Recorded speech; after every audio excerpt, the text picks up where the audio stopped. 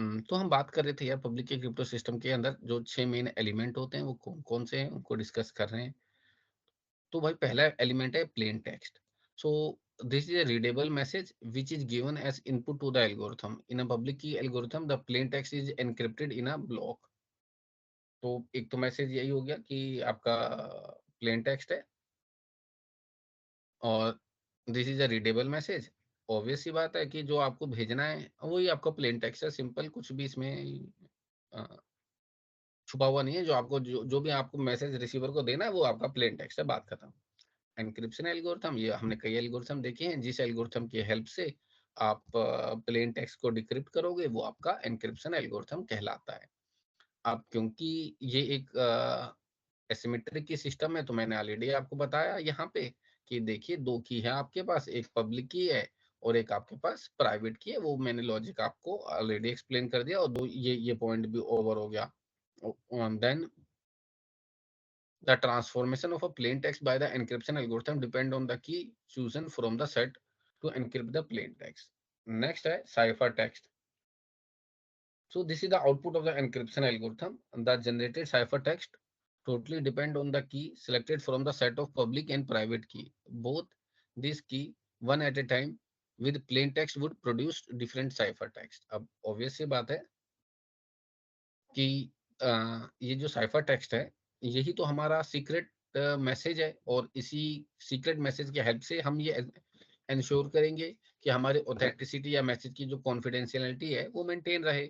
और ऑब्वियस सी बात है ये कैसे अचीव किया है, ये हमने एनक्रिप्शन एल्गोरिथम और की हेल्प से अचीव किया है। This is the output of the encryption algorithm. The generated cipher text totally depend on the key selected from the set of public and private key. Both of these key, one at a time, with plain text would produce different ciphertext. Next point is the decryption algorithm.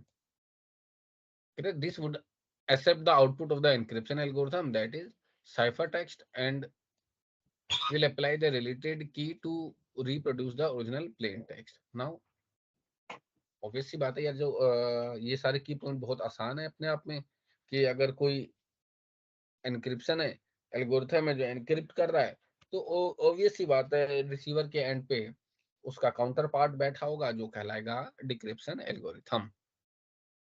Now let us discuss the some key step in public key cryptography. तो अभी इसके कुछ point discuss करते हैं। So step one कह रहा है कि each user have to generate two keys, one of which will be used for encryption and other for the decryption of the message. Each user has a pair of key among which one has to be made public by each user and one is the key, one key has to be kept as a secret. So देखिए फिर से एक बार कि क्या point mention किया गया है कि each user has to generate two key, दो की आपको मेंटेन करनी है, टू की, और one of which will B for encryption and one for the decryption. और एक का डेफिनेटली इस्तेमाल एनक्रिप्शन के लिए होगा और एक का डिक्रिप्शन के लिए होगा। Each user has a pair of key among which one has to be made public by each user. हर एक के पास जैसे अपने अपनी एक पब्लिक की है लेकिन उसको दूसरे को बताना पड़ेगा कि यार मेरी पब्लिक की ये है, और मेरी सेंडर को रिसीवर को बताना पड़ेगा मेरी पब्लिक की है, रिसीवर को सेंडर को बताना पड़ेगा मेरी पब्लिक की है। और अदर जो की है उसको अपना सीक्रेट रखना पड़ेगा ना, जो दूसरी की है उसके बारे में ना सेंडर रिसीवर को बताएगा क्या है, ना रिसीवर सेंडर को बताएगा। तो किसी और को बताने का तो वैसे भी सवाल पैदा नहीं होता है। अब बात आती है कि if a user has to send a message to a particular receiver, then the sender must encrypt the message using the intended receiver public key and then send the encrypted message to the receiver. On the receiving the message, the receiver has to decrypt the message using his private key. तो यहाँ पे point है, if a user has to send a message to a particular receiver, then the sender must encrypt the message using the intended receiver public key and then send the encrypted message to the receiver. अब मुझे ए को message भेजना है B को, तो वो कहेगा B पहले अपनी पब्लिक की बताओ, बी ए को पब्लिक की बता देगा, ए बी की पब्लिक की से उस मैसेज को एनक्रिप्ट करेगा। Getting point?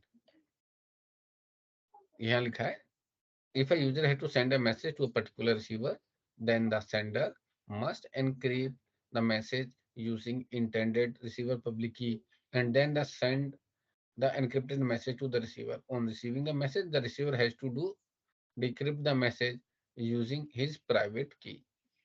So, in a public key cryptography, there is no need for key distribution as we have seen in symmetric key crypto system. As long as this private key is kept secret, no one can interpret the message. In future, the user can change his private key and public key. So its release is public key in order to replace the old public key. अगर वो कल को अपनी public key बदलता है कोई भी, चाहे सेंडर या रिसीवर, तो उसे पहले बताना पड़ेगा कि या अनाउंस करना पड़ेगा पब्लिकली कि भाई मैं अपनी की बदल रहा हूँ, पहले मेरी की ये थी, अब मैं इसे चेंज करके ये कर रहा हूँ।